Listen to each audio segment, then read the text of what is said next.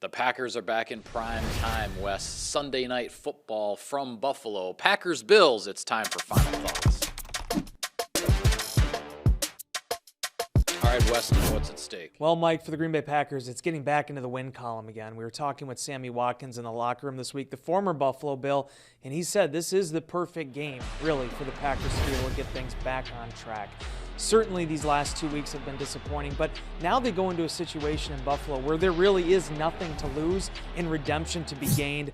I look for a good performance out of the Packers for 60 minutes. Yeah, and Matt LaFleur said it after the loss in Washington. The Packers are going to find out what they're made of. They are facing a team many people are projecting to represent the AFC in the Super Bowl. Go out there, lay it on the line, see what you got.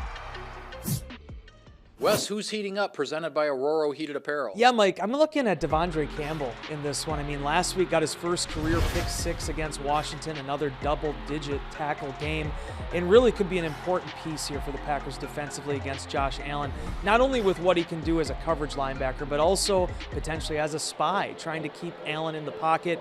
Devondre Campbell, the Packers need him to step up. He did last week. I expect him to do it again. And I'm going to stay on the defensive side as well, actually, and go with cornerback Rasul Douglas, because he had a couple of opportunities for his first interception of the season last week against Washington. It seems like Douglas is due. I'm keeping an eye on 29 back there in the secondary. Wes, I know I've said it before, but I'm going to say it again. The Packers win this game if they play clean football. They just haven't been able to do that offensively, whether it's the negative yardage plays, the penalties, the drop passes, the mental mistakes.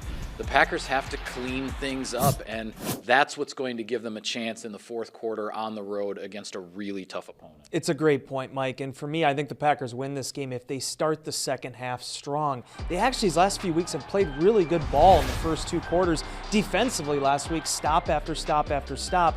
But can you bring that in and have that urgency once you get into the third quarter?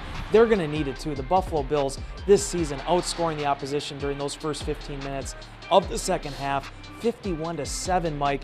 The Packers have to come out and set the tone, offense, defense, and special teams. All right, and with that, we will sign off on this edition of Final Thoughts. Be sure to follow all of our coverage of Sunday Night Football from Buffalo. We'll have it for you on Packers.com and on all of your social media channels. Thanks for watching, everybody. Enjoy the ball game.